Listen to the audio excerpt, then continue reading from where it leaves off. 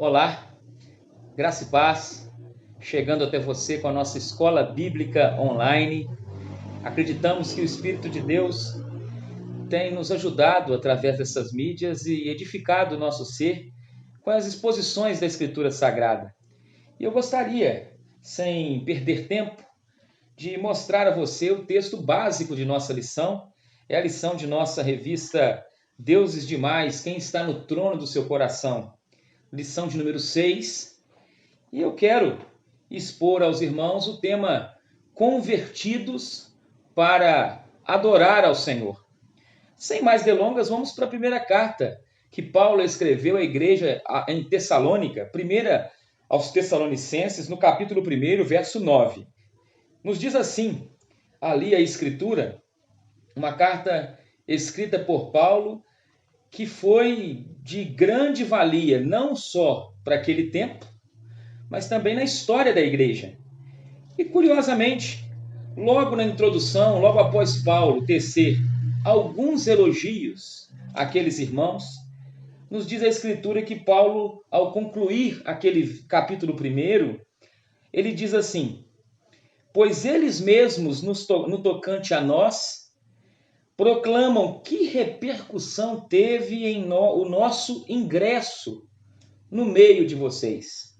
E como que vocês, deixando os ídolos, vos convertestes a Deus para servirdes o Deus vivo e verdadeiro.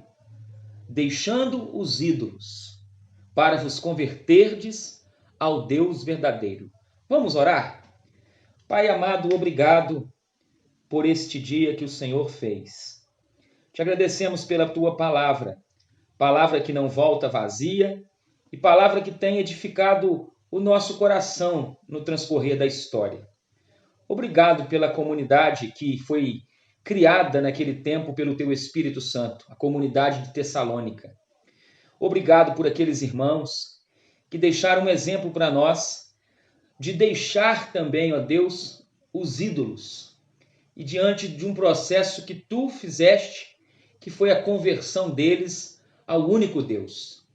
Queremos agora, ó Pai, expor algumas verdades que estão contidas em nossa lição, de maneira que o Senhor seja exaltado e, ao término, todos nós sejamos profundamente edificados. Amém. Pois bem, querido irmão, com a nossa Bíblia aberta ou ligada, nós temos a lição dividida em 2 tópicos. E esses 2 tópicos, primeiramente, trabalham a ideia do mortos para Deus e, por sua vez, a pergunta que nasce na revista para nós é: o que é a conversão? Diante disso, eu quero lhe perguntar: o que é a conversão? Muitos poderiam dizer: conversão, pastor Carlos, é uma pessoa mudar de igreja, de templo. E eu diria: não, conversão é algo mais profundo. Porque nós entendemos que conversão, ela primeiramente, ela é algo que nasceu no coração do Pai. Nós entendemos de maneira doutrinária que este Pai, ele elegeu alguns para sua família, a sua família bendita. E isso envolve o mistério, sem sombra de dúvida, da predestinação, o mistério da eleição. E nós nos deparamos com este texto antes de entrar no teor dele, e a nossa revista diz assim: todos são adoradores. De maneira que não há neutralidade, não tem como ficar neutro, todos nós somos adoradores. Se alguém não adora a Deus, ele adora alguma coisa. Se alguém não adora a Deus, ele adora alguém. De maneira que esta lição, a de número 6, com o tema Convertidos para servir e adorar ao Senhor, ela nos mostra um processo de adoração, de conversão dos falsos deuses para o Deus verdadeiro. E quando então nós adentramos a introdução da nossa lição, o autor da mesma nos dá 4 orientações acerca do que significa mortos para Deus. Ele diz assim: por mais que nós tentemos negar, todos os humanos são seres religiosos. Todos. Por mais que tentemos negar, todos nós, humanos, dedicamos nossa adoração a alguém ou alguma coisa. De maneira que quando dizemos e quando lemos em nossa revista que os homens estão mortos em seus delitos e pecados, lembrando de Efésios 2:1, nós não estamos afirmando que antes da conversão não havia uma atividade religiosa. De maneira que, na verdade, a gente está afirmando que toda atividade religiosa do homem caído, ela é vã. Toda atividade religiosa do homem caído, ela é contrária a Deus e ela vai desembocar em idolatria. De maneira que é necessário nós analisarmos, então, os efeitos do pecado na existência do ser humano. De maneira que quando nós observamos isso, a lição fala para nós, primeiro ponto, o pecado de Adão. O pecado de Adão atingiu todos os homens, em todas as épocas. De maneira que isso inclui a criação.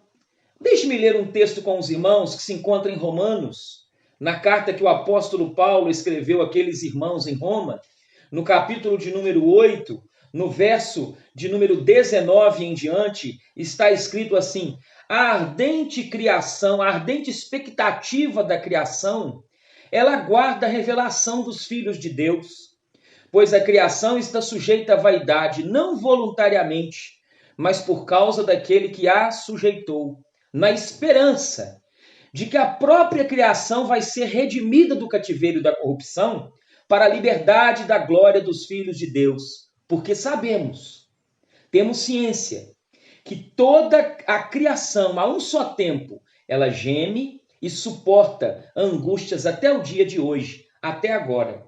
Então guarde isso. O pecado de Adão atingiu todos os homens em todas as épocas, incluindo Romanos 3:23, que diz: todos pecaram e carecem da glória de Deus. Mas você talvez pergunta, meu irmão, minha irmã, você aluno da escola bíblica, Adão era o quê? Eu te respondo, ele era o representante da criação diante de Deus. De maneira que quando ele pecou, toda a criação caiu com ele.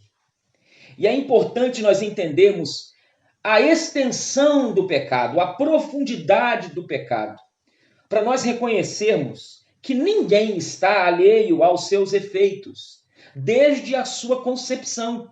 Você se lembra do Salmo 51, verso 5? Está escrito que eu nasci no pecado, e em pecado me concebeu minha mãe. Então até as crianças, até o nenenzinho, ele nasce em pecado, de maneira que após a queda, todos os seres humanos nascem na condição de pecadores. A antepenúltima verdade desse primeiro ponto que o autor nos mostra é o pecado nos tornou inimigos de Deus. Todos nós, não é alguns, todos nós, quando andávamos sem Jesus, éramos inimigos de Deus. De maneira que diz Efésios 2:3 assim: andamos outrora, andamos no passado, segundo as inclinações da nossa carne, fazendo a vontade da carne e dos pensamentos. E éramos por natureza filhos da ira, como também os demais. Tiago, o irmão de Cristo, ele registrou também que aquele que quiser ser amigo do mundo, constitui-se inimigo de Deus. Quem quiser ser amigo do mundo, constitui-se inimigo de Deus. E quando nós olhamos isso, esta fala de Tiago me chama muita atenção, porque foi algo que minha esposa sempre guardou no coração quando nós começamos a nos relacionar. Ela falava para mim assim: Du, você sabia que um dos versículos que mais me chamam a atenção na Bíblia é Tiago 4:4, que diz que a amizade do mundo é inimizade contra Deus. E eu não entendia muito bem aquilo na época, até que a caminhada cristã foi me mostrando que o mundo não era somente o mundo criado, o cosmos. O mundo se dizia, se falava ao meu coração de um espírito, de uma cultura. E esta cultura anti-reino, anti-Cristo, anti-evangelho. E se eu me fizer íntimo e amigo deste mundo, eu estou constituindo o inimigo, uma inimizade com Deus. Então a ruptura que o pecado causou, querido irmão e irmã, ela é algo que feriu profundamente ali, é como se distanciou a comunhão entre Deus e o homem e não nos tornou somente desobedientes, mas rivais da vontade divina. A penúltima verdade que o autor trabalha é que o pecado, ele matou o homem. Então o homem está morto, mesmo que fisicamente vivo. E diz a Escritura que o apóstolo Paulo ensinou isso aos Efésios, em Efésios 2:1, quando ele diz: ele vos deu vida, de maneira que vocês estavam mortos em delitos e pecados. Efésios 2:1. Você pode observar também Gênesis 2:17. E ainda diz mais, Isaías 59, no verso 2, você vê claramente uma passagem que está dito lá que as vossas iniquidades fazem separação entre vós e o vosso Deus. Isaías 59, verso 2. Então a morte espiritual, ela diz respeito ao quê, pastor Carlos? Diz respeito à impossibilidade que o homem tem de voltar a Deus pelos seus próprios esforços, méritos, atividades, suas próprias ações. É impossível o homem voltar a Deus pelos seus próprios méritos. Existe um abismo tão grande entre o pecador e o Senhor que é impossível para o homem aproximar-se. E a última verdade trabalhada neste ponto da revista Mortos para Deus é: o pecado afetou todas as faculdades do ser humano. O que significa? Significa que não há um pensamento, uma ação, uma atitude, uma palavra que não esteja manchada pelo pecado. E isso é assustador. De maneira que a Escritura nos faz lembrar em Gênesis 6, os irmãos podem observar na época de Noé, está dito lá que o Senhor viu que a maldade do homem se multiplicou tanto e que era continuamente o seu desígnio mau. O desígnio do seu coração era mau.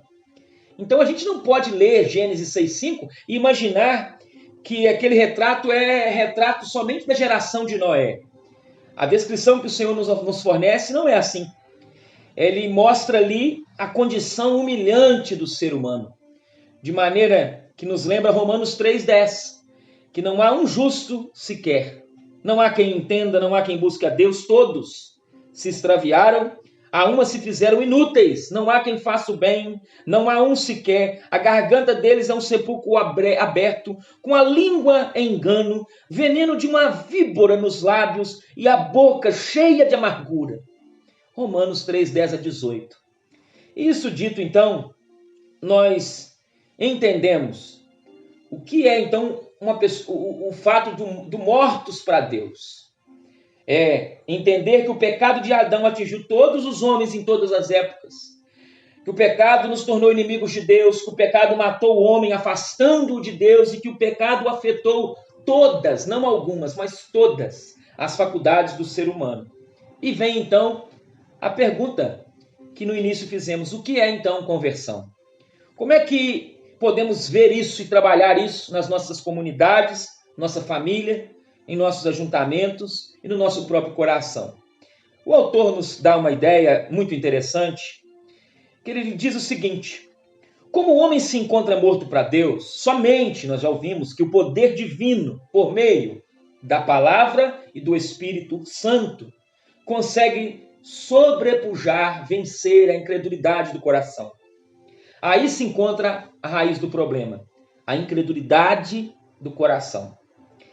E quando Adão caiu, você se lembra que toda a humanidade desviou com ele, como vimos já no início? Então todos nasceram ali, de Adão para frente, pecadores e condenados. E somente uma ação sobrenatural do Espírito Santo pode transformar um coração de pedra num coração sensível, num coração de carne. Somente o Espírito Santo pode amolecer um coração endurecido pelo pecado e fazer com que esse coração se torne agora submisso e confiante em Deus. E quando então nós vemos isso, nós nos lembramos de um episódio na Escritura, relatado no Evangelho de João, no capítulo 3, já lido muitas vezes por você e por mim, que nos diz a Escritura Sagrada ali, assim, a partir do verso 1, havia entre os fariseus um homem, esse homem chamava-se Nicodemos, um dos principais dos judeus. Nicodemos foi ter de noite com Jesus. E chegou até Jesus dizendo: Mestre, tu és mestre vindo da parte de Deus, porque ninguém pode fazer estes sinais que tu fazes, se Deus não estiver com ele. E ele respondeu isso a Cristo, ele disse isso a Cristo e ouviu como resposta: em verdade, eu te digo que se alguém não nascer de novo, não pode ver o reino de Deus. Perguntou-lhe Nicodemos: como pode um homem nascer sendo velho? Pode porventura voltar ao ventre materno e nascer uma segunda vez? Respondeu Jesus: Nicodemos, em verdade, eu te digo que quem nascer da água e do Espírito não pode entrar no reino de Deus. O que é nascido da carne, o que é nascido da potencialidade do homem é carne. E o que é nascido do Espírito, com o Espírito com letra maiúscula, está na sua Bíblia, é Espírito. Não te admires de eu te dizer: importa-vos nascer de novo. O vento sopra onde quer. Você ouve a sua voz, mas não sabes de onde vem nem para onde vai. Assim é todo o que é nascido do Espírito. E o Nicodemos fez uma pergunta a Jesus: como pode acontecer isto? Jesus respondeu: tu és mestre em Israel e não compreendes estas coisas? Em verdade te digo que nós dizemos o que sabemos, testificamos o que vemos, contudo, não aceitais o nosso testemunho. E o Senhor começa então a dizer a Nicodemos: Nicodemos, existem coisas terrenas e existem coisas espirituais. A conversão, esse nascer de novo, esse vento que sopra onde quer, esse ato sobrenatural de Deus, este agir irresistível do poder do Espírito Santo, é algo que o homem não tem como discernir. De maneira que, quando Cristo começa a conversar com esse homem que é mestre em Israel, o assunto de Jesus era a salvação. E ainda mais, veja, Nicodemos está falando sobre sinais. Nicodemos está falando sobre sinais que Jesus realizava. E o homem é muito apegado aos sinais, não é verdade? O homem se impressiona com aquilo que ele vê. Mas Cristo não. E Cristo disse a Nicodemos assim: só quem é nascido do Espírito, Nicodemos, só quem nasce do Espírito e não nasce da carne é que pode entrar no reino de Deus. E ele fala sobre ver o reino de Deus e entrar no reino de Deus. Muitos hoje, meus irmãos, estão vendo o reino de Deus à distância, mas não estão experimentando, entrando nos aspectos espirituais do reino de Deus. Guarde isso. E ainda mais, ele complementou esta fala com Nicodemos, o nosso Senhor Jesus, enfatizando a soberania de Deus, mostrando que o Espírito Santo tem proeminência em realizar a obra divina. Quando ele diz: o vento sopra onde quer. É onde quer. É onde quer, meu irmão. Ele não está condicionado a uma parede. Ele não está condicionado aos nossos templos. Não, o Espírito, o vento sopra onde quer. Ouvimos a sua voz. Não sabemos de onde vem, nem para onde vai. E assim é que aquele que é nascido do Espírito. E ainda falando sobre os filhos de Deus, João registrou: são esses que não nasceram do sangue, nem da vontade da carne, nem da vontade do homem, mas nasceram da vontade de Deus. João 1,13. De maneira que as pessoas só são regeneradas por essa vontade de Deus. E a gente pode entender a partir da Bíblia que a conversão é uma evidência exterior da regeneração. A regeneração, ela é algo interno, mas a evidência externa é a conversão, de maneira que agora você observa frutos dignos de arrependimento. E para a gente, então, terminar, quando pensamos nesta conversão, eu lembro a você 2 textos para você ficar como lição na sua casa. Lamentações 5:21 diz lá: converte-nos a ti, Senhor, e seremos convertidos. Jeremias 35:15 diz: convertei-vos agora, cada um do seu mau caminho, fazei boas as vossas ações e não sigais outros deuses para servi-los. As exortações da Escritura para conversão, para arrependimento, para crer em Deus, sempre enfatizou a responsabilidade humana. Em Atos, no capítulo 16, verso 31, naquele episódio do homem que estava ali com o apóstolo Paulo, que a Escritura nos diz que ele era carcereiro, ele ouviu ali: crê no Senhor Jesus e serás salvo tu e a tua casa. Só Deus pode vivificar pessoas para que elas se voltem a Ele e, a partir dali, tenham desejo de amá-lo e de servi-lo e de adorá-lo unicamente. É assim, então, queridos, que o apóstolo descreveu a igreja de Tessalônica do início de nosso estudo. Paulo diz, na carta aos Tessalonicenses, no capítulo 1, que algo levava ele a recordar com boas lembranças daqueles irmãos. Você vê isso no versículo 2, olha: eu dou sempre graças a Deus por vocês, menciono vocês nas minhas orações sem cessar, recordando-nos diante do nosso Deus e Pai, da operosidade da vossa fé, da abnegação do vosso amor e da firmeza da vossa esperança em nosso Senhor Jesus Cristo. Ou seja, conversão leva quem está ao nosso redor a glorificar a Deus pela piedade que vê em nós. De maneira que ele diz ainda mais no verso 4, reconhecendo, irmãos amados de Deus, a vossa eleição. A igreja, ela reconhece que você é um eleito pelas obras de um regenerado. A igreja de Tessalônica está ouvindo o apóstolo Paulo no capítulo 1, verso 4, reconhecendo, irmãos amados de Deus, a vossa eleição. Vocês são eleitos. De maneira que essa era a evidência da manifestação do Evangelho e do poder do Espírito de Deus, mesmo no meio de muitas tribulações. O verso 5 e 7 diz, olha, o nosso Evangelho não chegou até vocês só em palavras, mas em poder, com convicção. Assim como vocês sabem que foi o nosso procedimento entre vocês, por amor de vós.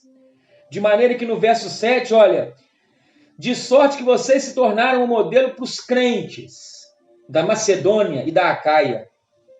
Essa realidade era tão visível que se espalhou pelas regiões próximas. Então o apóstolo Paulo concluiu no versículo 9 dizendo, olha, eles mesmos, no tocante a nós, proclamam que repercussão teve o nosso ingresso no vosso meio e como, deixando os ídolos, vocês se converteram a Deus para servirdes o Deus vivo e Deus verdadeiro.